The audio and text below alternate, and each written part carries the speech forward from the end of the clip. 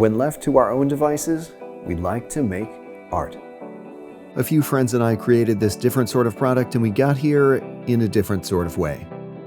This is the video all about the design process that we fully documented for your viewing pleasure. Today we go from first sketch to this final product.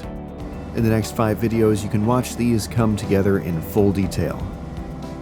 Throughout 2020, I had a real desire to be outdoors. That's where I took these pictures.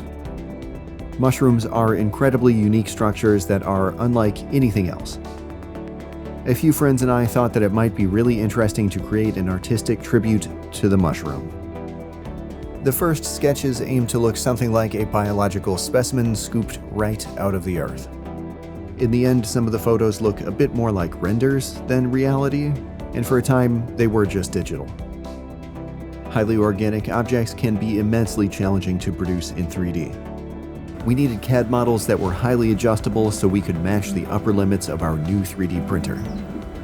We wanted every detail that we could possibly afford in these structures. This was not going to be an easy task. For this, we would need ADD. I mean AAD.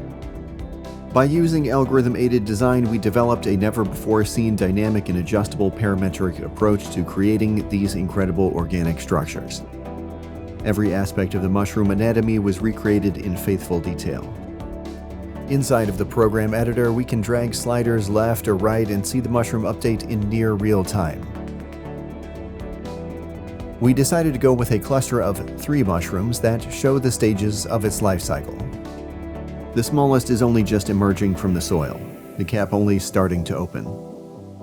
The second shows the cap beginning to flatten as it grows in size. The third stage is the climax in this mushroom's life cycle. The cap begins to curl upwards along the outer rim. This action exposes the gill structure. While the algorithm was in the works, I sat down one day with the first models and I started doing some renders. Mushrooms often seem to sprout up between clumps of moss. There's something very whimsical about this. So I roughed out a pot and threw some moss in it. The lights in it seemed like they might have some potential too. What had first popped into my mind during the initial discussions of this idea was a piece of digital art from 20 plus years ago. For nostalgia, we wanted to bring it back. We figured that the clear mushroom might transmit light well enough to create an interesting effect. It was also clear that the mushroom took on a whole new feel when you could see through the top side.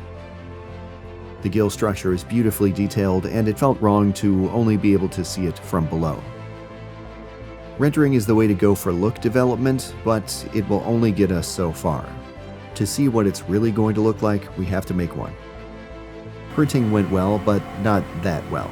The shapes were fantastic, but the prints were not without their failures and imperfections. After spending a huge amount of time cleaning the resin off of the print, sanding it and buffing it, I knew that this was not the way to produce these in any significant quantity with good quality.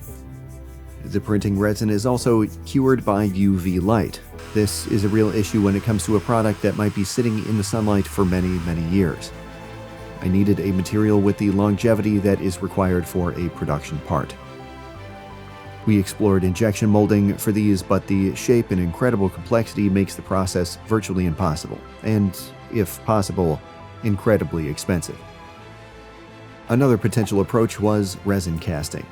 Resin is resilient and UV resistant, so it won't yellow with time. I had a very specific idea about how to demold one of these in a way where there was no visible split lines on the parts.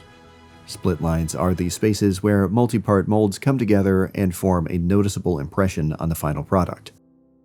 These parts are essentially magnifying glasses for imperfections, and any blemish will look enormous through the other side. The mushrooms would have to be nearly flawless to be worthy of some close-ups, so I started a deep dive into resin casting. I couldn't find many videos on YouTube that dealt with this kind of complexity. If we wanted to truly do the mushroom justice, we were going to need to invent a process. The opportunity for these parts to be riddled with bubbles was very real. There are loads of tiny cavities for bubbles to become entrapped.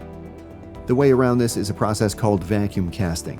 It's essentially the same as a typical resin pour, only you do it in the absence of air. Though an industrial machine typically does this type of casting, I borrowed some of the fundamental concepts of the process and designed a 3D printed fixture that could achieve similar results in a budget setting. Here is the result of this process.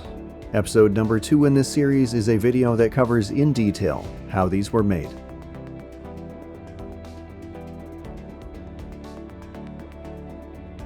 I would like to take 1 minute to say that in a very roundabout way, I quit my job to sell these mushrooms.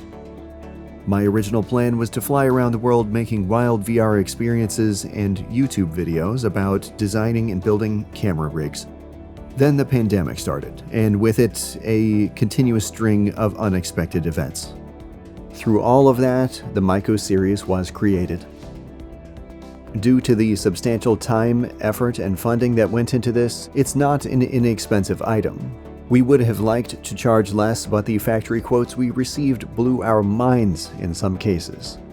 As a result, each of these will be handcrafted by myself or one of the talented craftsmen at Crucible Company. If you like this chill desktop item only Quarantine could have produced, or if you like the videos I made about its development, please consider backing the project on Kickstarter or donating to the channel. By doing any one of these things, you will help to ensure that we can make more inventions for you in the future. After all, it's all we ever wanted to do. The YouTube algorithm also loves it when you hit the like button, so please do that. Also subscribe and support us on Patreon. While you were clicking on all those buttons, these cement pots were well underway.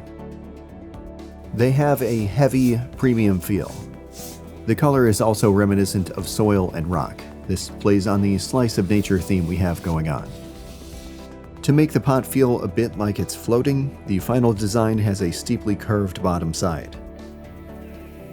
This shape did create some challenges. These needed to be thin but strong and have a great surface finish with high accuracy. They also need to interface with other manufactured components.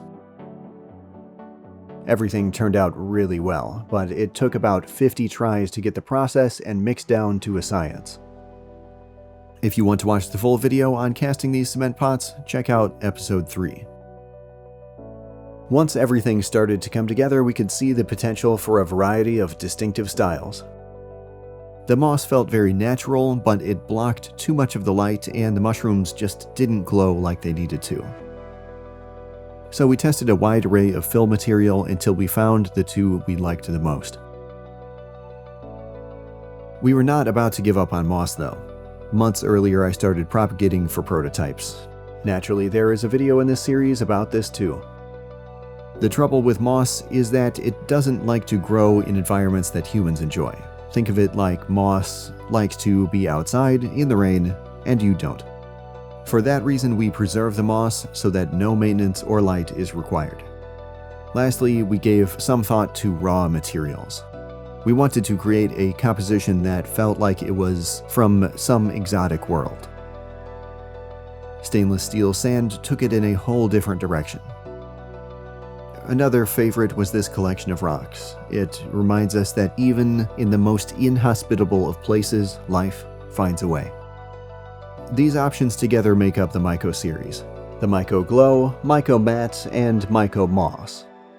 The video series on this was many months in the making. These premiere next week. The description and comments have all the links. You can indirectly support this channel by purchasing one of these designs from Crucible Company. There are free wallpapers for you if you like the photography in this video. We also are trying something new where you can buy full resolution images of these without watermarks as NFTs. Quite literally, any support you can offer does mean everything to us. Like and share this product or video series with people you think might like it.